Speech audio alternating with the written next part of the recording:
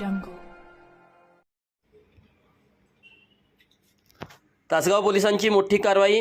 साताऱ्याच्या तरुणाकडून 2 देशी बनावटीची रिव्हॉल्वर जप्त. तासगाव सांगली जिल्ह्याचे पोलीस अधीक्षक श्री संदीप घुगे यांच्या मार्गदर्शनाखाली तासगाव पोलिसांनी गुन्हेगारीविरुद्ध मोठी मोहीम उघडली आहे. तासगाव मनेराजुरी ते चिंचणी रोडवर करण्यात आलेल्या एका धाडसी कारवाईत सातारा जिल्ह्यातील एका तरुणाला 2 देशी बनावटीच्या रिव्हॉल्वरसह अटक करण्यात आली आहे.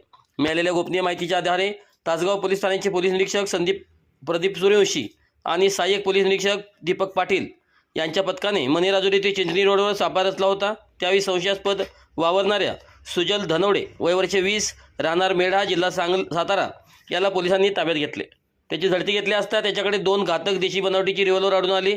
ही यशस्वी कारवाई पोलीस अधीक्षक संदीप घुगे, अप्पर पोलीस अधीक्षक कल्पना बारवकर आणि उपविभागीय पोलीस अधिकारी अशोक भवड यांच्या मार्गदर्शनाखाली पार पडली.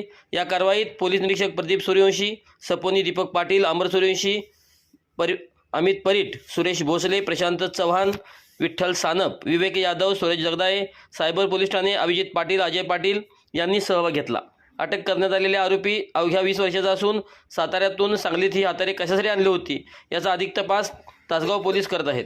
जिल्ह्याच्या सीमेवर अवैध शस्त्रांची तस्करी रोखण्यात तासगाव पोलिसांना आलेले हे मोठे यश मानले जात आहे. या कारवाईमुळे गुन्हेगारांचे धाबे दणाणले आहे.